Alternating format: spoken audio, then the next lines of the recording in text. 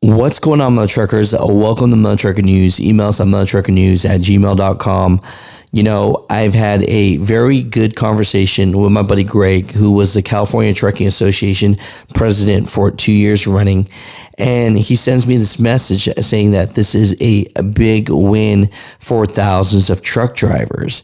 And basically, it has to do with this whole Clean Air Act, where they want zero emissions on these trucks by 2035. And they want to start putting this into act this upcoming year in 2024.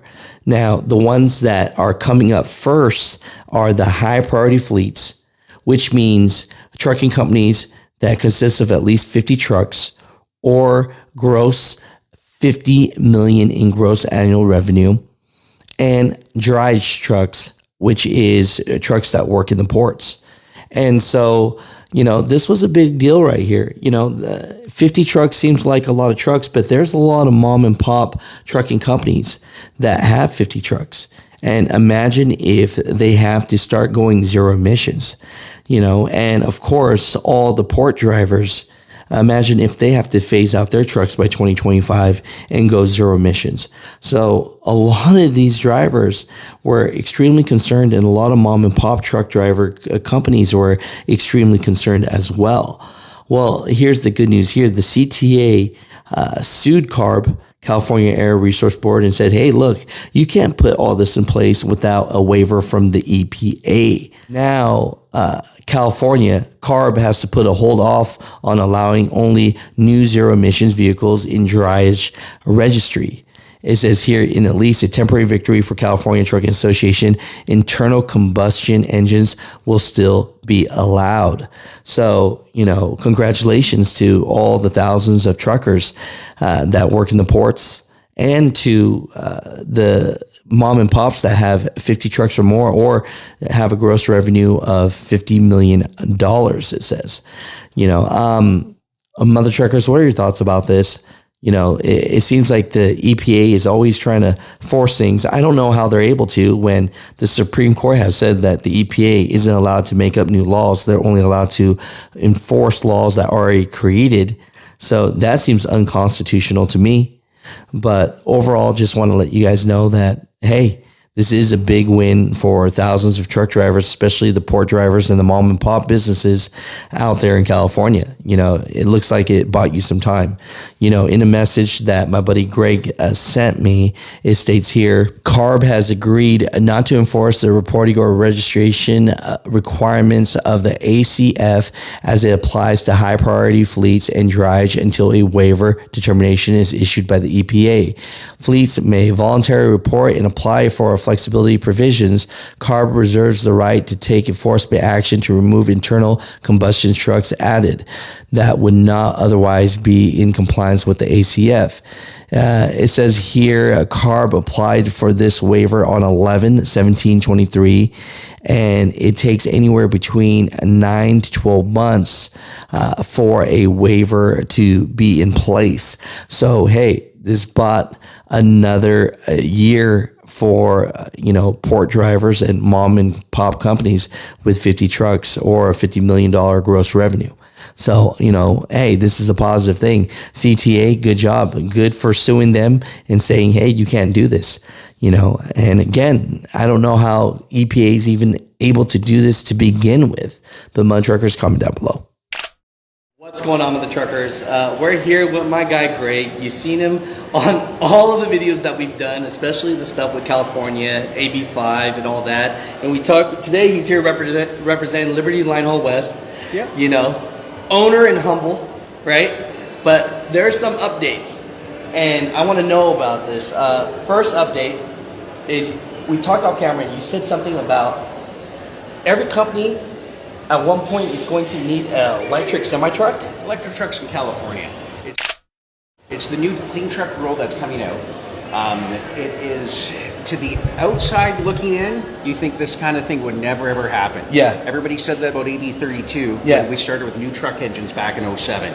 This is happening. This is something that's in front of everybody.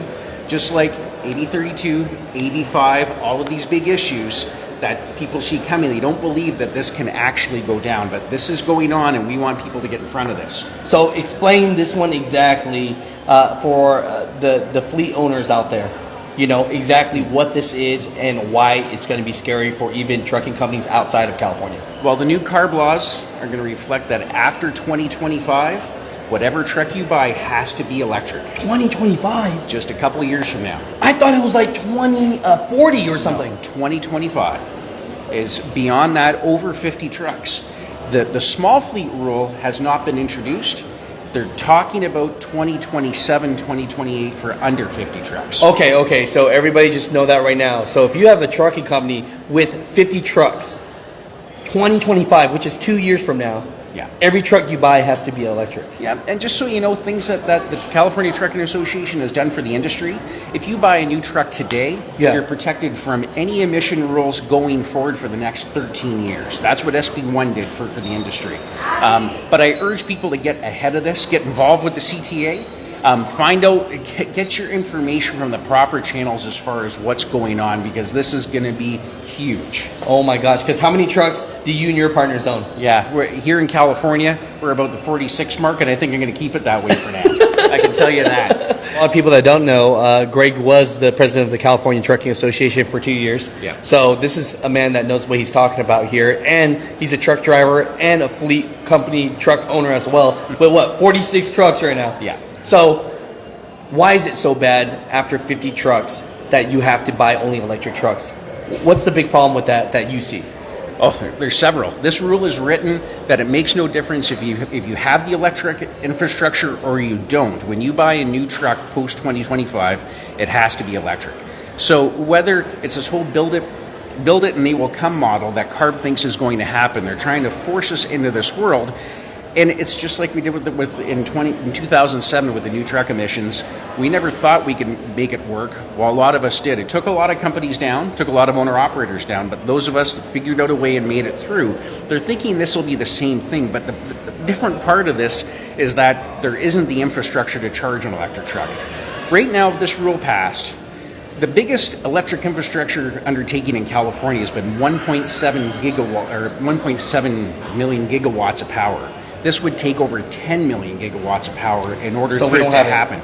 We don't have it, but the rule is written that you have to comply. Whether you can get that infrastructure or not, that you have to comply. And if you want to come into California, you still need to follow that rule. On an interstate basis, they're saying that one truck trip a year means that you have to comply with this law. So if you have one truck in California over 365 days, you have to comply to this.